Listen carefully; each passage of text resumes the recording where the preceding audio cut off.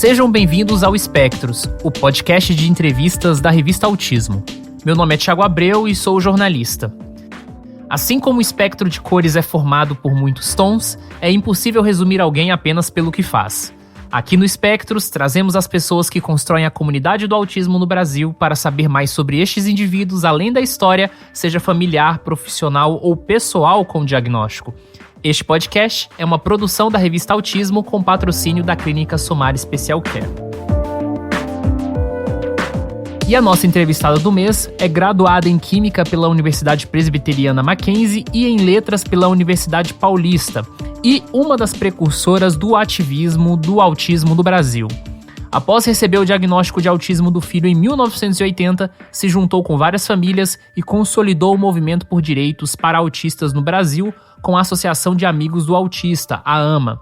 Ao longo dos anos, também participou de diferentes conselhos relacionados à deficiência.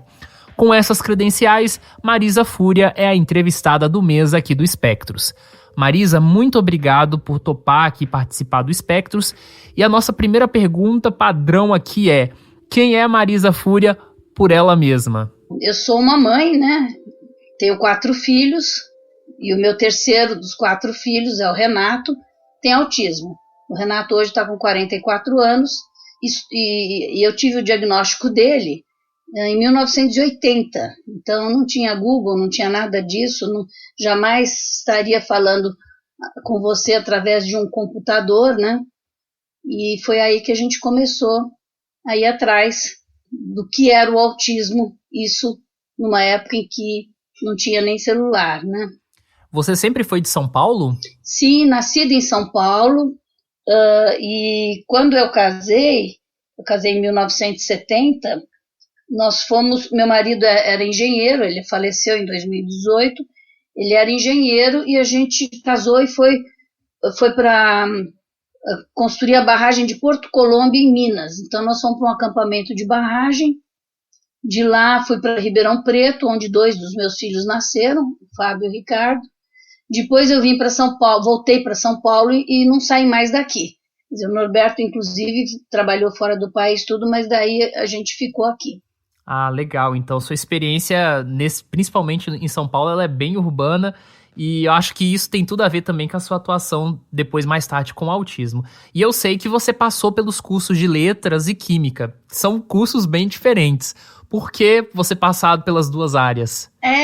Tiago, Química eu fiz na década de 60, né? Eu saí em vez de fazer o colegial, já fui fazer o curso de Química.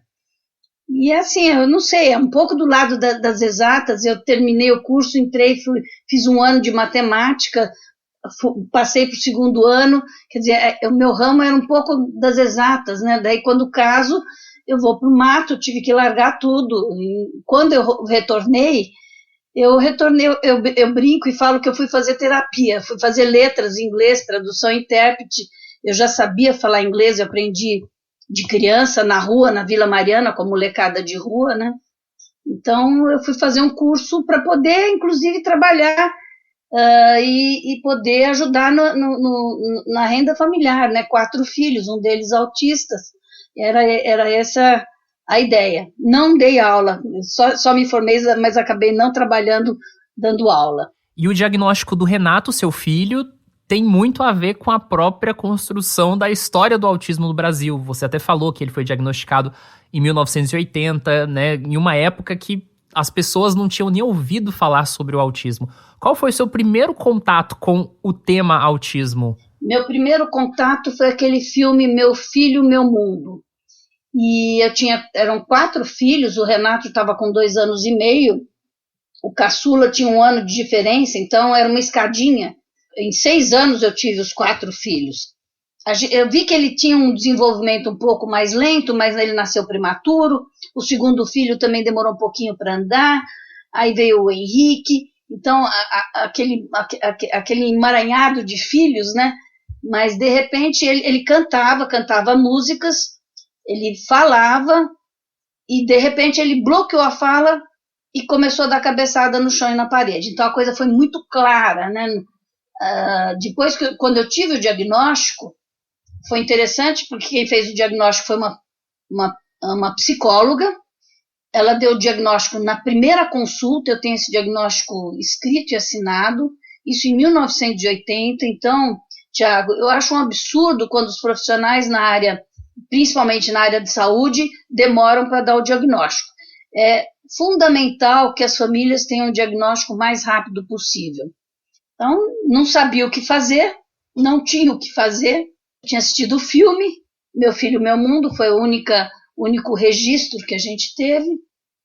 Eu coloquei, ele começou a ir na psicóloga, eu vi que aquilo lá não funcionava. Eu pus ele numa escolinha regular, pus em horários diferentes, ele do Henrique, que o Henrique era o caçula, eu não queria que o Renato fosse o modelo imediato para o Henrique. Então eles iam em horários diferentes na escolinha. No primeiro semestre, a dona da escola falou: Marisa, nós não entendemos de autismo. Eu falei: então eu pago uma professora para ajudar. Aí paguei um semestre de professora, mas não se sabia o que fazer naquela época. Estou falando de 1980, 81, 82, né? E daí, 80, 81 até. A dona da escola foi a escola Carandá, prezo muito ela chegou para mim e falou: Marisa, nós vamos perder o Renato e nós não entendemos de autismo. Ele tem que ir para uma escola especial. E foi daí que ele foi para a escola em Indianópolis. Aí começou, e ela indicou o Rosenberg, o Raimundo Rosenberg, ela falou: ele veio dos Estados Unidos, com uma experiência americana, então vai consultar com ele. Foi aí que eu fui fazer consulta com o Rosenberg, ele começou a atender o Renato, e daí Ana Maria Melo, que é outra mãe que começou a AMA junto comigo, o Salvador Cândido Brandão, que é o pai que também começou a AMA junto comigo, nós três ainda estamos aqui na luta, né? A Ana queria uma reunião, conhecer outros pais, ele marcou uma reunião com um grupo de pais que ele tinha. Eu lembro que eu perguntei na época quantos pacientes ele tinha 25, e daí daquela reunião ele chegou para a gente e falou: se uma pessoa só com o dedo tentar levantar essa mesa, não vai conseguir, mas se todos vocês com o dedo tentarem levantar a mesa, vocês conseguem. Então, a gente começou a fazer as reuniões e começamos a AMA em 1983.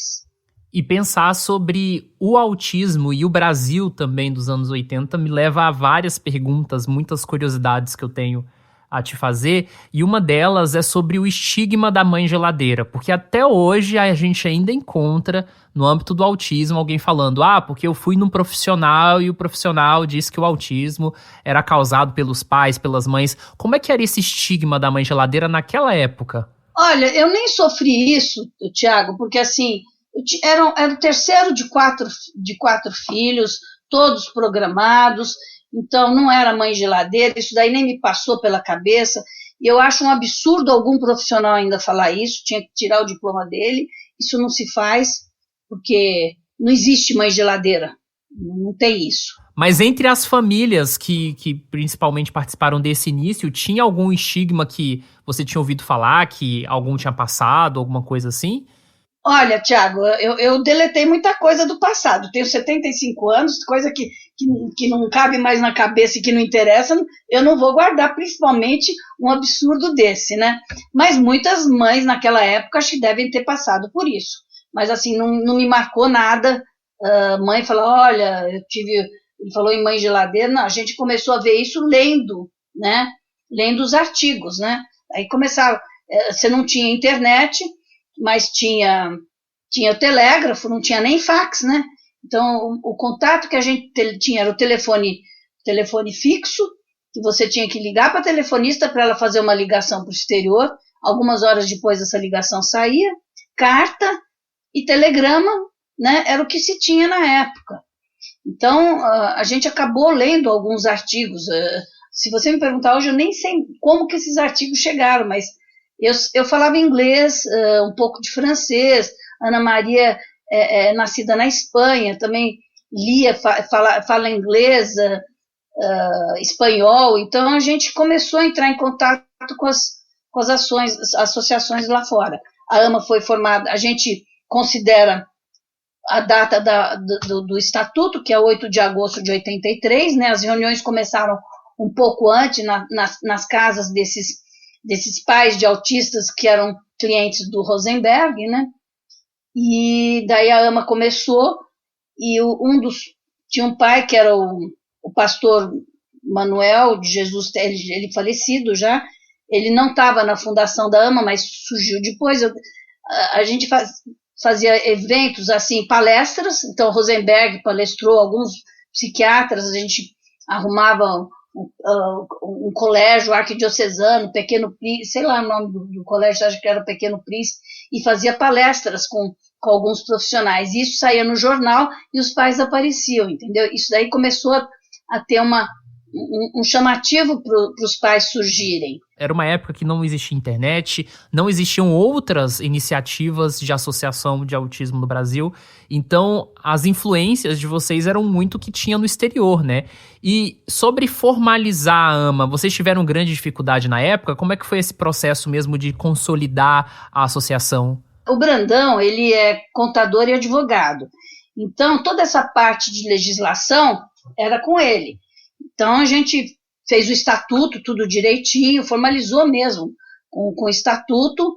A gente começou... eu estava falando do pastor Manuel. A gente começou o atendimento no quintal de uma igreja batista do pastor Manuel, e o Rosenberg colocou uma equipe lá para atender. Então começaram com 12 crianças com autismo que não tinham atendimento. O meu filho, da Ana Maria e do Brandão, eles estavam sendo atendidos em escolas particulares.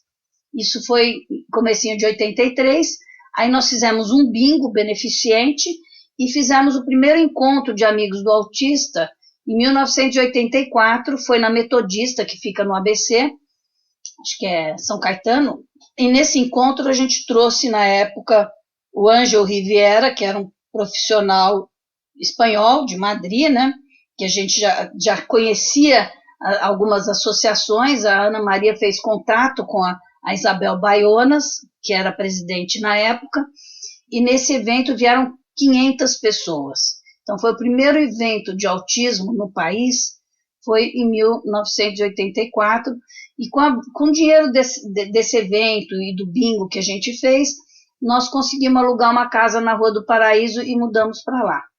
Então, esse foi um começo, né? E daí sim você começa a ter que contratar profissionais, porque aí começou a entrar um pouco mais de criança, então alguns pais pagavam, outros não pagavam. O foco nosso foi sempre de não fazer um clubinho de pais que podem manter seus filhos, era fazer o possível para que todos pudessem ser atendidos e trazer o conhecimento para todo mundo. Então, por isso que a gente começou assim, queria aprender e queria ensinar os nossos profissionais a atender os nossos filhos. Então a gente trazia um profissional do exterior e as palestras as pessoas iam conhecendo e aprendendo. Veio gente até do Chile naquele evento, isso foi em 84. A AMA de São Paulo, ela não foi a primeira associação do Brasil, ela foi a primeira associação da América Latina. Não tinha outra na América Latina. A da Argentina começou bem depois, então foi a primeira associação da América Latina.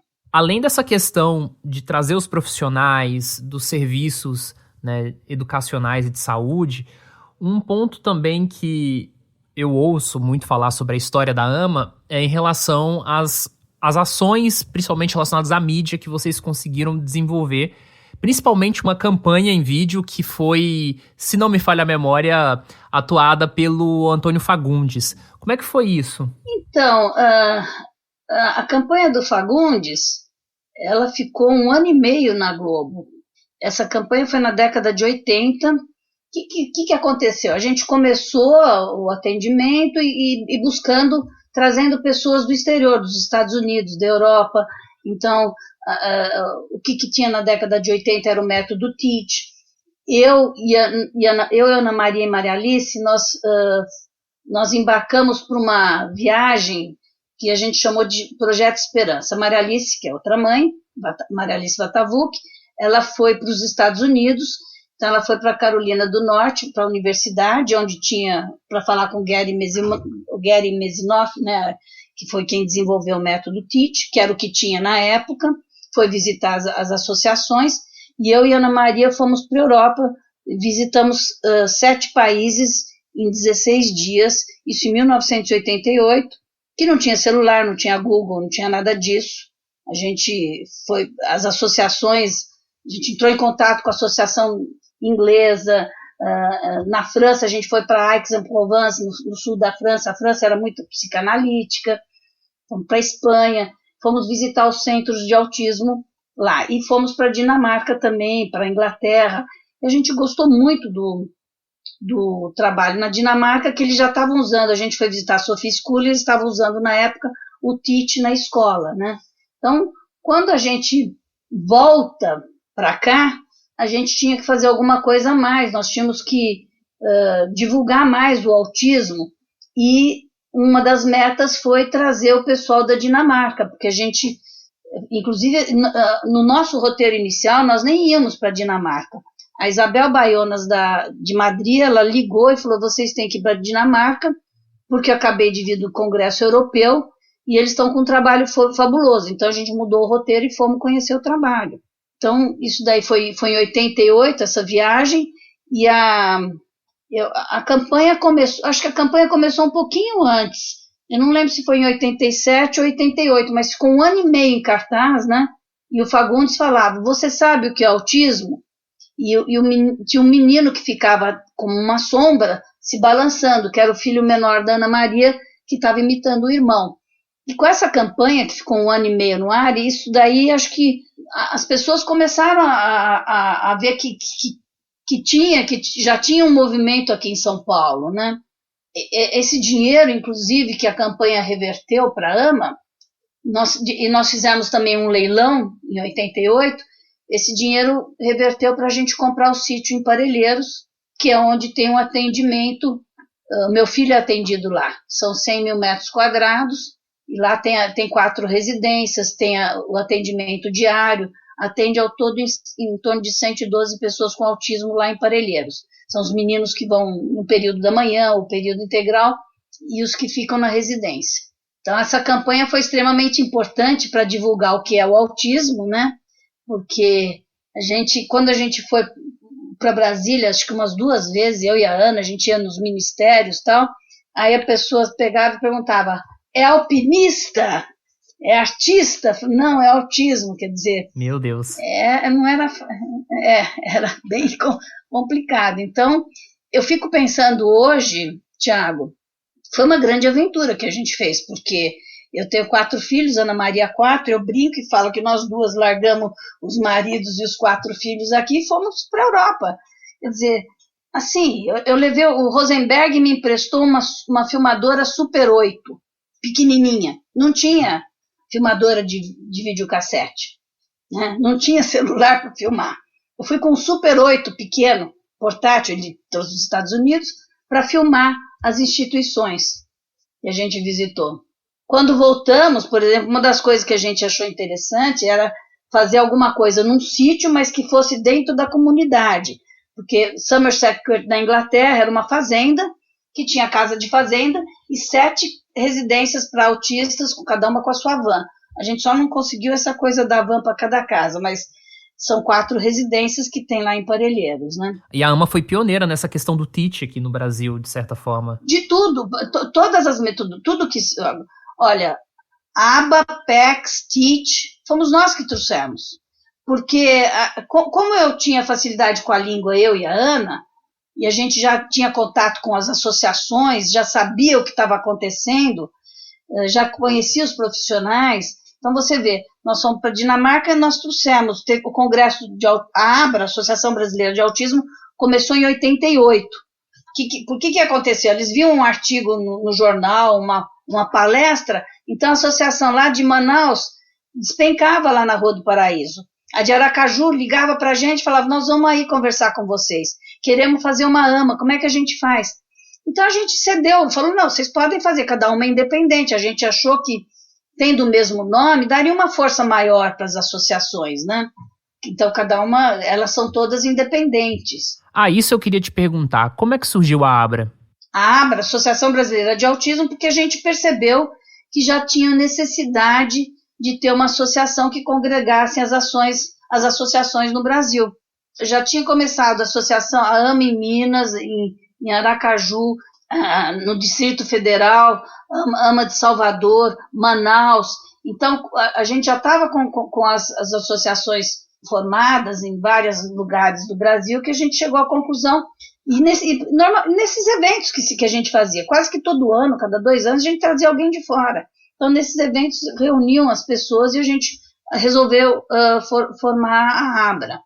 Por exemplo, quando nós trouxemos o Demétrios da Dinamarca, foi interessante porque a gente organizou na USP, né, no auditório da USP, ia ter o Congresso de Autismo que a Associação de Brasília estava organizando, que era assim, é a Abra que faz o Congresso, mas é a associação local que faz tudo. Então, eu perguntei na época para Deusina, que era presidente, falei, você quer o dinamarquês emprestado, né? Porque a gente fez um projeto, né? Fez um projeto e para trazê-los. Mais uma curiosidade. O primeiro projeto para trazer alguém sobre autismo no Brasil pelo CNPq não foi assinado por um doutor, foi assinado por uma engenheira naval, que é Ana Maria, engenheira naval. Então, para trazer eles da Dinamarca, a gente fez um projeto, a Ana Maria fez um projeto para o CNPq, e eles falaram, como é a primeira projeto de autismo no Brasil, a gente vai bancar a vinda deles. Então, umas coisas interessantes, porque para você fazer qualquer coisa com CNPq tem que ser um doutor que assina. Até que no Congresso, em 91, quem assinou foi o Fascion, entendeu? Mas não tinha nenhum doutor, Ana Maria era engenheira naval, e a gente trouxe, e eu fiz o roteiro deles, eles foram primeiro para Brasília. É isso que é legal, né? Você está trazendo alguém importante para a sua associação, para dar um curso na sua cidade, e você leva ele para outra cidade para fazer também. Então, ele foi primeiro para Brasília, e eles foram um showman, né? Nossa, foi muito legal. E aí, a Ana Maria me liga e fala, Marisa, faz propaganda porque tem pouca gente inscrita. Aí nós fizemos propaganda, falou, ele vai dar o curso lá em São Paulo. Aí o pessoal começou a chegar no curso, e os bombeiros quiseram fechar, porque tinha muita gente, não tinha lugar para sentar. Olha, uma loucura. Aí o pessoal falava, não, a Marisa falou, eu não voltei para minha casa e vim para cá. E não tinha as facilidades de hoje, de você trocar passagem, nada, né? Então, era muito na raça. Os pais, assim, tinham foi uma época muito difícil, Tiago, mas, ao mesmo tempo, foi gostosa, porque a gente conseguiu trazer o conhecimento para cá, entendeu? Divulgar, fazer alguma coisa de útil para algumas famílias, e a proposta sempre foi essa. Nós aprendemos, queremos que os outros aprendam. E é algo que trouxe frutos, né? Porque, por exemplo, você falou sobre a Abra, eu sei que você já atuou até em Conselho Nacional, né, representando a Abra. Como é que foi isso também? Eu continuo, inclusive. A Abra tem em torno de 50 associações que são filiadas, as associações no Brasil podem se filiar à Abra, a gente tem uma série de dificuldades, porque a Abra não tem dinheiro, atualmente o site não está funcionando, Maria do Carmo não está conseguindo mexer com o site, mas e não arrecada dinheiro de filiadas, nada, ela acaba sendo itinerante, a atual presidente é Maria do Carmo de Aracaju, né? Eu já fui presidente, e já fui vice, agora eu sou do conselho da Abra. Então, a gente, como é uma entidade nacional, a gente pode participar de conselhos. Então, nós estamos no CONAD, que é o Conselho Nacional de Direitos da Pessoa com Deficiência, desde a década de 90, a gente faz parte, desde que começou, não era nem CONAD, ele era um conselho da CORD, que a CORD era uma coordenadoria da área da pessoa com deficiência dentro do governo federal, né? Depois ele se tornou esse conselho, que é o CONAD, acho que foi em 1990, 91. Então, a Abra faz parte do CONAD, tem eleições cada 2, 3 anos. Quem representa a Abra no CONAD é a Maria do Carmo, da Associação de Aracaju, e a Thelma, da Associação de Manaus. Aí, já fizemos parte do CNAS, que é o Conselho Nacional de Assistência Social. Nesse mandato a gente não estava, no penúltimo mandato foi a Jane do Amapá, e no último mandato foi a Thelma de Manaus. e a gente está no Conselho Nacional de Saúde. Eu sou conselheira nacional de saúde e a Maria do Carmo também. A Abra tem 2 vagas no conselho. A gente estava na titularidade nesse mandato que é até 2022 até 2024, a gente está na suplência. Então, essa parte de políticas públicas é uma coisa que a gente vem fazendo. Isso não aparece, né, Tiago? Porque é muito duro, é difícil você chegar numa hora, numa reunião com o ministro, que ele vai publicar uma portaria, a gente pede para ele não publicar a portaria, e isso eu te falo assim, pessoalmente, eu fiz isso. A portaria é a 793, é a portaria dos centros de reabilitação. Então, a lei 12.764, que diz que a pessoa com autismo é uma pessoa com deficiência, ela ainda não tinha sido feita, ela estava em elaboração. Então, essa portaria sai em abril de 2011, ou abril de 2012, a lei sai em dezembro de 2012, algo assim. E eu peço para o ministro da Saúde não publicar, para passar essa portaria antes de publicar, levar para o Conselho Nacional de Saúde. O Conselho Nacional de Saúde é representado pelas entidades da sociedade civil e tem toda a área da deficiência está representada no Conselho. Tem uma comissão da pessoa com deficiência no Conselho. Mas não, ele publicou. Então, ele publica uma portaria, que é o Centro de Reabilitação, e nessa portaria nem especifica que autismo tem direito, nada, ela é um pouco mais... não explica isso, mas é onde começa a nascer o Centro de Reabilitação. Nisso, também saiu no Viver Sem Limite, acho que foi no ano de 2011, foi também nesse ano, que a gente faz um plano plurianual, que no Ministério da Saúde o Conselho faz o plano plurianual 2011, 2013, alguma coisa assim, e eu lembro que tudo que a gente punha nesse plano, você tinha que pôr que era para pessoa com deficiência, não podia pôr que era para autista, tudo para pessoa com deficiência, então fui colocando tudo que a gente imaginou, não só eu, os outros conselheiros também nessa área específica. A gente pôs centro de reabilitação, fomos colocando. Eu coloquei residência, daí eu coloquei protocolo. A única coisa que entrou nesse plano, se resgatar ele, acho que até aparece, eu pus protocolo de autismo, porque daí tinha que ser específico. Eu pus o protocolo de autismo, daí no plano Viver Sem Limites, que a Dilma lança, ela coloca o protocolo de autismo, e isso reverte num trabalho no Ministério para fazer as diretrizes de atenção da pessoa com transtorno do espectro autista. E a lei acaba sendo publicada em dezembro, né, de 2012, e a gente vai tendo reuniões na Comissão da Pessoa com Deficiência, isso falando só de um pedacinho, né, da área da saúde, né, e da militância nossa nesses conselhos e nessas comissões que os conselhos têm, né. Então eu lembro que numa das vezes a coordenadora de saúde da pessoa com deficiência, ela traz um documento que seriam os instrutivos para basear como seriam os centros de reabilitação. Aí quando eu tinha, ela não trouxe. Uma outra colega me falou, Marisa, tem esses anexos. Aí eu começo a ler e eu chego na reunião e falei para ela, eu falei, olha, era a Vera, eu falei, o autista não vai poder entrar no centro de reabilitação. Como que não? Eu falei, você não pôs o CID dele, você pôs o CID de deficiência intelectual, porque as pessoas às vezes vão fazendo da cabeça deles. Aí na outra reunião ela veio e falou, Marisa, tirei, não tem mais CID nenhum. Mas se você pega, tem centro de reabilitação e daí tem os instrutivos de como devem ser esses centros de reabilitação. Então o autismo, o transtorno do espectro autista já está com esse nome, porque daí veio a lei, se trabalhou nisso, né? Ele também tem direito. Mas fica muito, muito, muito parado. Eles não, a coisa está no papel e na realidade acaba não andando muito. É muito esforço que nós fizemos até aqui. E é pouca coisa que a gente conseguiu, se você analisar.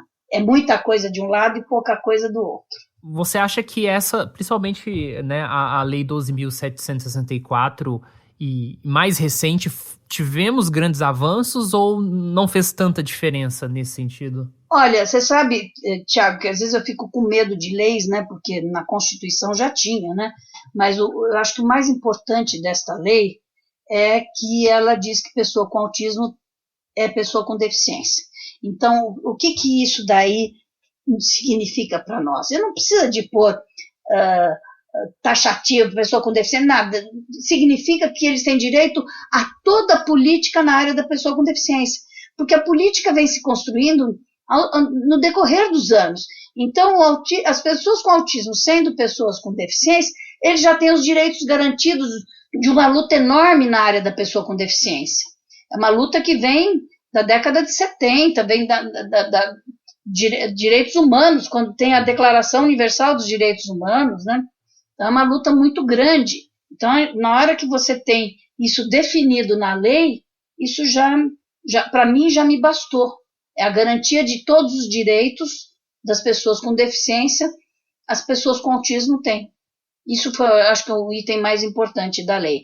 Então, assim, eu acho que não precisa fazer lei estadual, municipal, nada. Você tem a Carta Magna, você tem a LBI, que é a Lei Brasileira de Inclusão, que é da pessoa com deficiência, que lá tem tudo, e tem a Lei 12.764, que diz que as pessoas com autismo são pessoas com deficiência. Isso foi o básico, né? E dá direito às famílias a terem o benefício da prestação continuada, né? Tem uma série de direitos porque eles são considerados pessoas com deficiência. Marisa, voltando um pouco para o passado, a gente já falou aqui bastante sobre a comunidade do autismo antes da internet. Você tem memória de quando a internet chegou no âmbito do autismo e vocês começaram a fazer um pouco de mais uso dela? Olha, é o seguinte, meu marido era engenheiro, então eu já tive computador em casa na década de 80. Né? Eu não gostava muito de computador, mas eu já usava o computador para os meus trabalhos na escola. A Ana Maria trabalhava no Banco Itaú, então ela já mexia com o computador. Quando começou o computador, na década de 80. Então, só para você ter uma ideia, o Congresso de Autismo de 91 foram 1.500 pessoas no AMB. Foi um congresso internacional e o congresso brasileiro. Nós fizemos toda a secretaria do evento na associação. A Ana Maria fez pelo computador. Secretariamos tudo. Contratamos uma empresa, Tiago, para os 3 dias do congresso. E esse congresso, nós trouxemos os bambas. Veio o Gary, que fez o Tite, o Rimbaud, todo esse pessoal dos Estados Unidos, da França. Tinha uma comissão, né?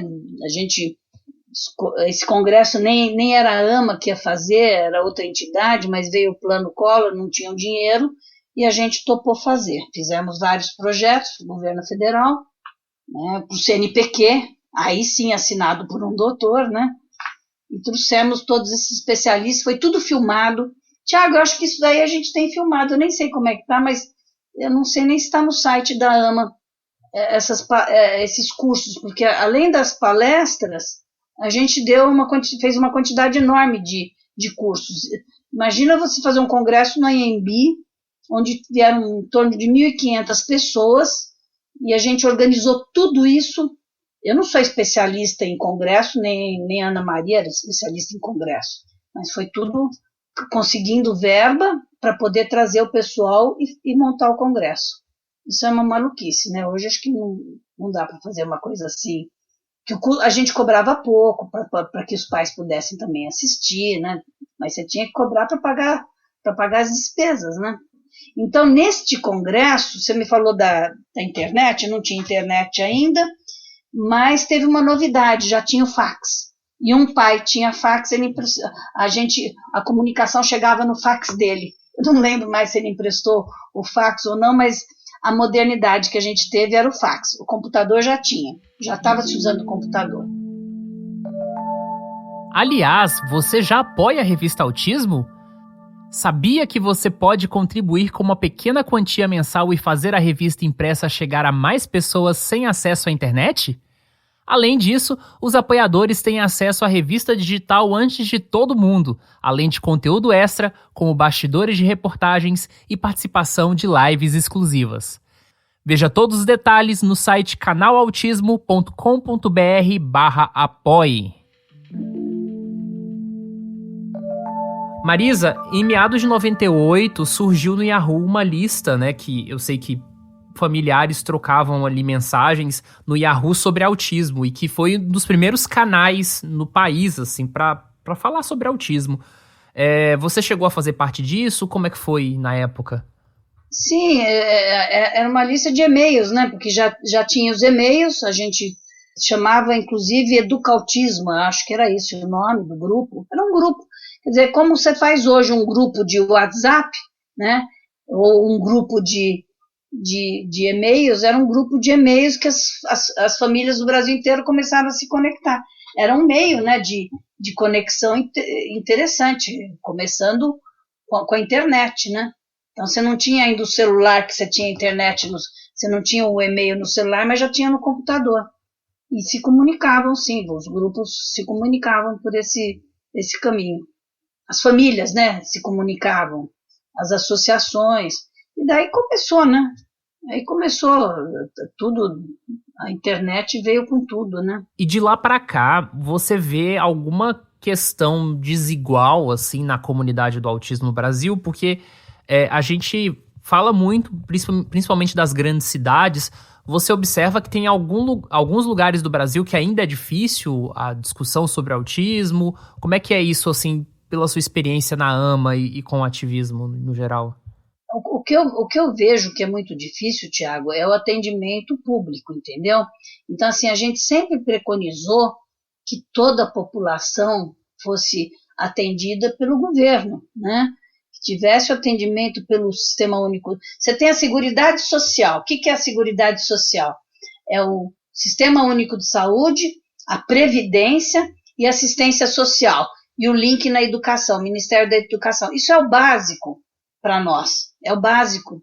Isso é fundamental, porque você tem que trabalhar com eles, com profissionais da área da saúde, e você tem que ter os educadores da educação, você vai complementando a estrutura do trabalho para essas crianças com autismo, crianças, jovens, adolescentes, adultos, com essa estrutura, e você ainda tem o link da Previdência, porque é o benefício da prestação continuada que eles recebem, né? Aqueles que podem receber, porque tem um corte, né?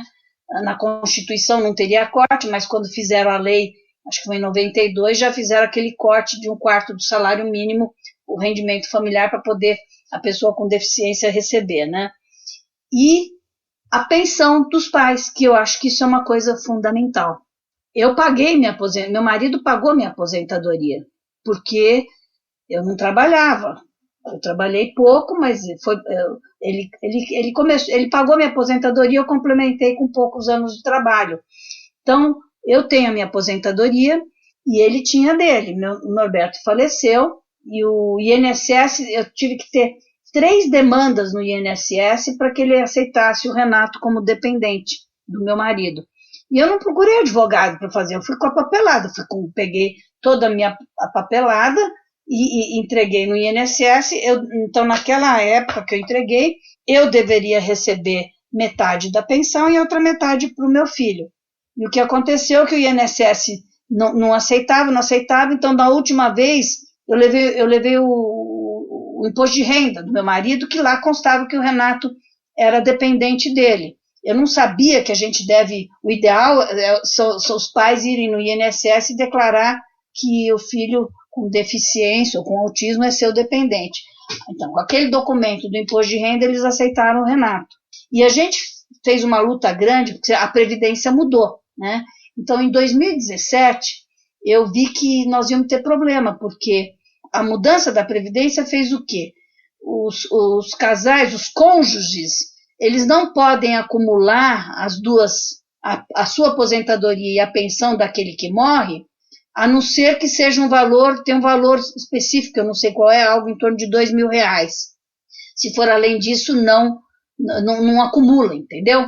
Então, o meu marido faleceu antes dessa lei dessa previdência ser mudada. Então, eu passei a receber a pensão dele integral.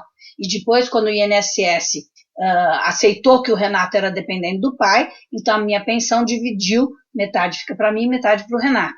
Qual a importância disso? A hora que eu morrer, o Renato vai receber na íntegra a pensão do pai, tá? E pretendo que receba a minha. Então a gente fez um trabalho muito grande lá. Eu fui para a audiência pública, a Abra fez carta, entregamos para deputados, para senadores, que a gente queria que as pessoas com deficiência, eu sempre quando eu falo em pessoas com deficiência, eu ponho o TEA junto, porque eu sei que ele faz parte do link das deficiências, mas se você fala só em autismo, você isola ele da deficiência. Eu acho importante ele estar dentro desse escopo para poder ter os direitos, basicamente para isso. Então, com relação à Previdência, a gente batalhou muito para que eles pudessem receber cumulativamente, mas a Previdência saiu da seguinte forma: o cônjuge, a mulher ou o marido que morrer, não acumula acima de um determinado valor. Eu não sei qual é o valor que dá para acumular, mas é algo em torno de R$2.000 cada um, alguma coisa assim. E lá não diz que as pessoas com deficiência não podem acumular. Diz que as pessoas com deficiência recebem na íntegra a pensão do pai ou da mãe. Aí eu fui no Ministério, mandei carta, mas a Abra, né? E a gente, em nenhum lugar está dizendo que não pode acumular. E quando essa Previdência foi aprovada, que foi aprovada acho que final de 2019, foi em 2019, né?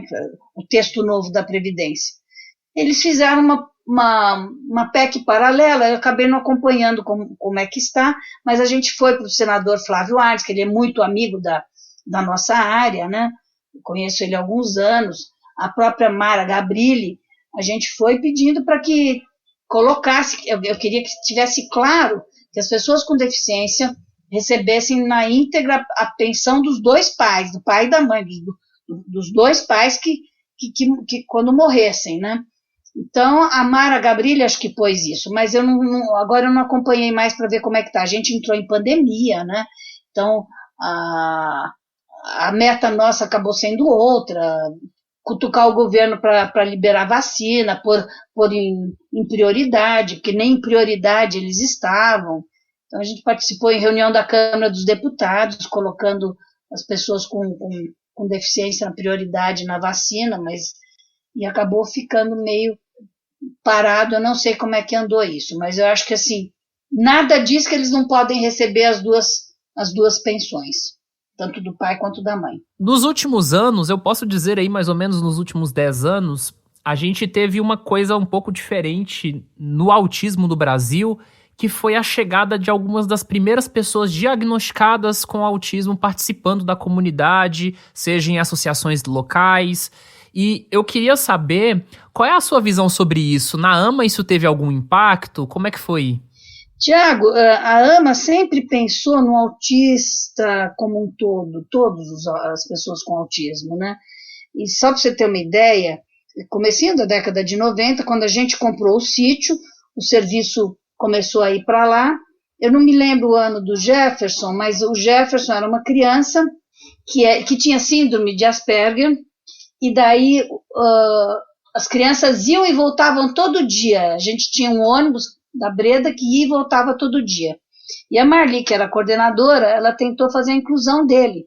Então, colocou ele numa escola pública. Então, a gente sempre teve a intenção de preparar as pessoas com autismo para a vida, independente se é mais comprometido ou não. E daí não conseguiu fazer a inclusão direito na escola pública, né? Estou falando do comecinho da década de 90. Aí a gente consegue montar um barracão de madeira no Largo do Cambuci. Meu marido era engenheiro e a empresa que ele trabalhava ia desmontar uns barracões, e eu falei que eu queria os barracões. Então nós tínhamos um terreno no Largo do Cambuci, que foi cedido pelo governo do estado, quase que a gente perde, não perdemos porque montou-se esse barracão de madeira, Lá ficou o escritório da AMA e a gente preparou uma sala no fundo para atender essas crianças de alto funcionamento, que na época se chamava síndrome de Asperger. E eu lembro que o Salomão chegou para algumas mães e falou: a AMA está montando um serviço para essas crianças, não sei se vai dar certo, mas vocês procuram. Então começou com 3 crianças, o Dude, o Jefferson, mas esqueci o nome do outro, começaram ali, e a Marli, como ela era professora do Irmã Catarina, ela saiu do Irmã Catarina para trabalhar na AMA, então ela tinha um bom relacionamento, esses meninos foram incluídos no Irmã Catarina, então ela tinha acesso ao Irmã Catarina para poder ajudar esses meninos na inclusão. Então eles iam para o Irmã Catarina num período, e no outro período eles iam para a AMA, para poder, que seria o contraturno que a gente chama hoje. Então a gente sempre teve esse foco. Hoje 2 desses meninos, o Jefferson e o Dude, trabalham na AMA, a AMA tem uma gráfica, e eles trabalham registrados na AMA. Então a gente sempre teve esse foco, atende crianças pequenas, atende de todas as idades, né? Então, e faz essa parte muito bem. A pretensão é incluir, porque a gente quer que eles possam viver a vida o mais plenamente possível, Tiago. Eu acho que o meu filho é comprometido, a comunicação dele é comprometida, e eu falo que é uma geração que foi um pouco perdida, porque não tinha aba, não tinha nada, começou depois, né? Mesmo assim, hoje é feito isso com ele. Então, ele tem 44 anos e ele aprende ao longo da vida, ele está muito bem, mas ele é comprometido. Ele é comprometido ao ponto de eu marcar toda a roupa dele. Na roupa dele tem o nome dele completo, o telefone meu e dos meus filhos.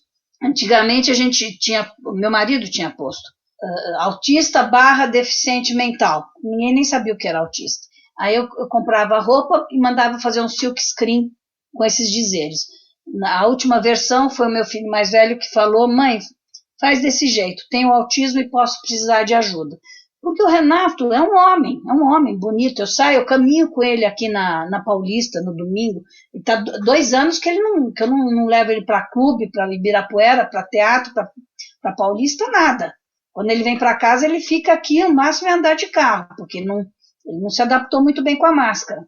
Mas eu estou caminhando com ele na Paulista, eu caio no chão, eu tenho uma síncope, por exemplo. Eu não sei qual é a reação dele. Ele vai me puxar, aí vão falar: olha aquele homem batendo na velhinha. Então, é uma proteção. Se ele escapar, ele já escapou, eu morava em casa, ele já escapou, achamos ele rapidamente, entendeu? Mas então, se eu perder o Renato em algum canto, alguém vai achar, está marcada a roupa dele, né? Então, ele é comprometido. A gente nunca falou: não, só vamos tratar desses daqui e não dos outros. Não, é tudo, são todos. A meta nossa foi toda, tanto é que a gente começou um serviço no finzinho da década de 80, começo da década de 90, já para atender essa população. E eu fico muito feliz de ver que as metodologias, o ABA e tudo isso ajudou muito. E é isso que a gente quer, que todos possam ter os direitos iguais e ter uma vida plena. Marisa, aqui no Espectros a gente fala bastante sobre autismo, porque afinal está intrincado com a vida de todo mundo que atua nisso, mas também a gente pergunta sobre outras coisas fora do autismo. E eu queria saber se você toca algum instrumento musical ou pratica alguma arte, o que você gosta, assim, nesse sentido mais artístico? Olha, eu não, mas meu marido sim. Meu marido tocava a guitarra de jovem, ele que fez a guitarra dele, não tinha grana, fez a guitarra. Então, e o Norberto aprendeu a tocar de ouvido, tocava violão de ouvido. Quando a gente chegamos a morar em Pindamonhangaba também, esqueci de falar. Quando eu estou grávida do Renato, que eu mudo para São Paulo, a primeira coisa que o Norberto fez foi comprar um órgão grande. Aí eu tinha acabado de ter o Renato, e ele chegou para mim e falou assim: eu comprei um elefante branco. Eu falei: por quê? Você não sabe mexer nos botões? O órgão tem um monte de botão, né? Não, eu não sei tocar órgão. Porque ele não tocava piano, né? Ele tocava violão, mas acabou aprendendo. Então, o Norberto era muito musical, né? E dos meus filhos, o Ricardo e o Henrique, também aprenderam violão. O Ricardo aprendeu a tocar órgão sozinho. Eu sou péssima, se mandar eu cantar eu vou desafinar totalmente. Meu mais velho também acho que é desafinado. Então o Renato ele foi criado na coisa da música, então ele tem um repertório muito bom da década de 60, Beatles, rock, depois década de 80, que eu tinha uma moça que trabalhava comigo e ela cantava, então, e eu acho que ele tem ouvido absoluto, que os meninos pegam o violão, tocam 2 notas, ele sabe qual é a música e começa a cantar, mas também só canta quando quer. E o que você gosta de fazer no tempo livre? Olha, no tempo eu passei uma época muito difícil agora, né? Porque meu marido teve trombose, então eu tive que sair da minha casa, vim morar no apartamento, comecei a administrar toda a parte que eu não fazia, essa parte administrativa. Eu gosto de ver os filhos, os netos, cinema, mas acabo nem indo cinema, teatro, mas acaba não dando tempo de fazer isso. A minha rotina ficou uma rotina muito voltada para a militância, né? E para as coisas da casa, do Renato, eu que administro tudo, então eu ainda dirijo, eu tenho 75 anos, mas ainda consigo fazer. Enquanto eu puder, né? Eu estou ativa. Então não dá muito para pensar em ter alguma coisa, mas assim, eu gosto de viajar, né?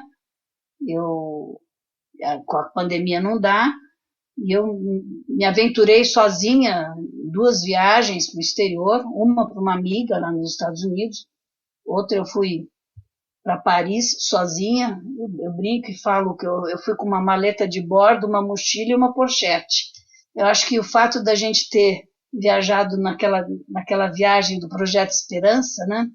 Isso daí deu uma base para eu poder fazer isso sozinha. Então, é uma coisa que eu gosto, mas a gente não pode fazer isso sempre, né? E o dia a dia, né? O dia a dia o Renato fica na residência da AMA, mas ele vem para casa a cada 15 dias, eu tenho que me preparar para ele e tudo. Eu ia muito para a praia com ele, agora eu estou sozinha, então fica mais difícil, né? Não pelo trabalho, mas sim por estar eu sozinha com ele. Se eu for viajar com ele para ir para a praia, tudo é bom ter um irmão junto, né? Teve um Natal, foi antes da pandemia, que meus filhos, eu estava numa casa de campo em Piracá e eu fui pro hotel com o Renato. Foi uma experiência interessante, que era uma coisa que eu sozinha com ele no hotel, foi muito legal. Então, ele é um homem que a gente dá banho nele, entendeu? É complicado. Ele consegue, ele vai sozinho no banheiro, tudo, mas tem uma série de coisas que ele não faz que a gente tem que ajudar. Aqui no podcast, a gente soube um pouquinho, um pedaço muito pequeno, imagino, de uma série de experiências e coisas que você viveu ao longo desses 75 anos. Então eu queria te fazer uma pergunta desafiadora. Me conte um sonho que você já conseguiu realizar e um que você ainda não realizou e que talvez você realize ainda. Olha, Thiago, eu acho que eu nem tive tempo de pensar em sonho. Não, mas eu acho que a gente, mãe de 4 filhos, né? Então, sempre o sonho é que... E o Renato, né? O Renato acaba sendo o principal motivo, né, de tudo isso, né? Que a gente está conversando.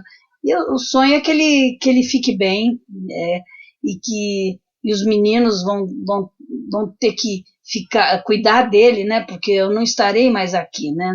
Não é o natural. Então, meu sonho realmente era que tivesse residências como a AMA em todo o nosso país. Então, assim, alguns acham que não deve, outros acham que deve, está institucionalizado. Então, eu acho que, assim, tem residência para tudo quanto é tipo, né? Então, que você tenha residências para pessoas com transtorno do espectro autista muito comprometidos, seria o ideal, porque eu falo assim, se os meus outros 3 filhos tiveram o direito deles de casar ou juntar, sair de casa ou ficar morando comigo mais tempo, por que o meu filho com autismo não tem o direito de ter a casa dele? Então é questão de direito, é direito dele ter a casa dele, é dever do Estado que ele tenha a casa dele. Tem comunidades agora, você tem vários níveis de pessoas com autismo.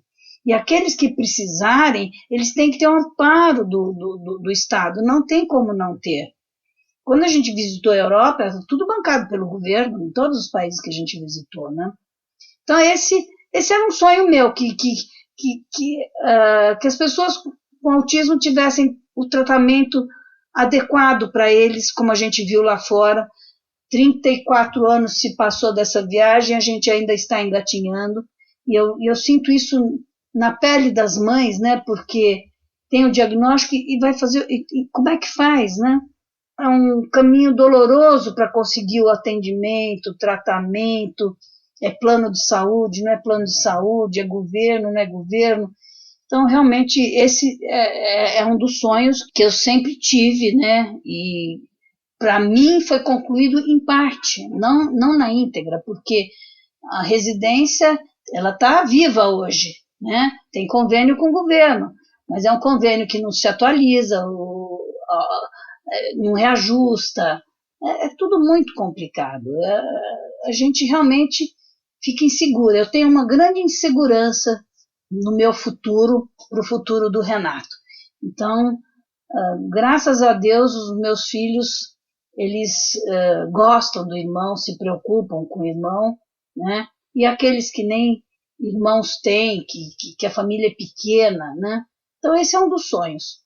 É isso, eu acho que todos vivam bem, que meus netos, meus filhos e que todas as pessoas com autismo tenham as suas chances de vida respeitadas,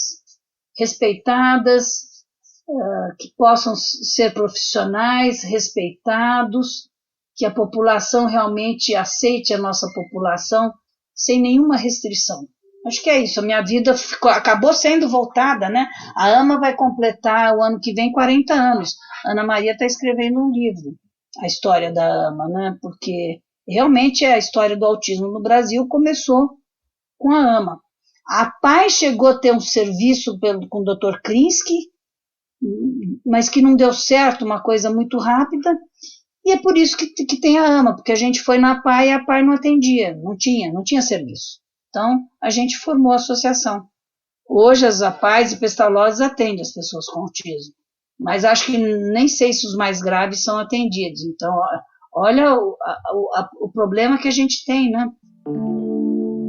Marisa, aqui no Espectros a gente tem um quadro final que é o bate-bola, em que eu faço uma pergunta rápida e você responde com uma coisa bem rápida também relacionada ao tópico, tá?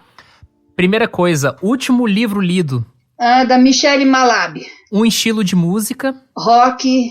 Um artista favorito. Não tenho artista favorito. Todos eles são... Não tenho favorito. E tem algum que você não gosta?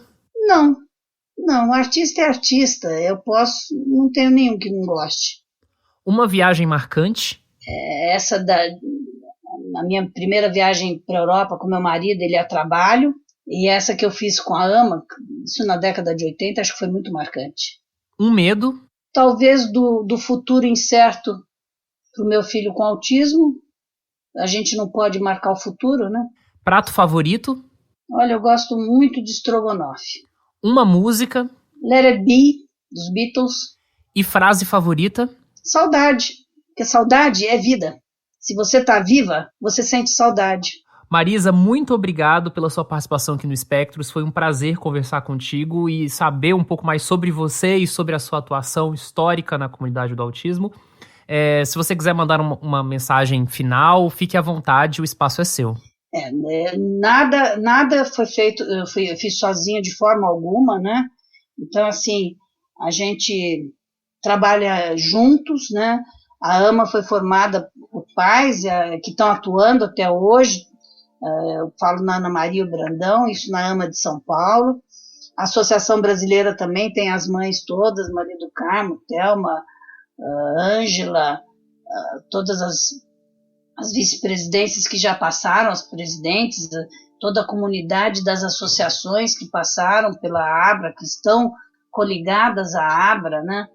Então, eu acho que é um conjunto de pessoas e familiares de pessoas com autismo, que a gente defende a pessoa com autismo na íntegra, né? A gente não não fica assim, não, só quero defender o meu filho, não, é todo o espectro.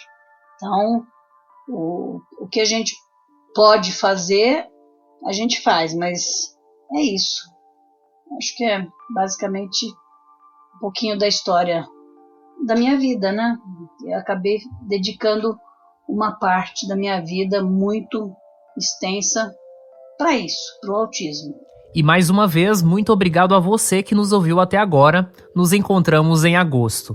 O Espectros é uma produção da revista Autismo em parceria com a Clínica Somar Special Care. Localizada em Pernambuco e com unidades em várias cidades do estado, a Somar Special Care tem o objetivo de mudar a vida das pessoas autistas com profissionalismo e amor.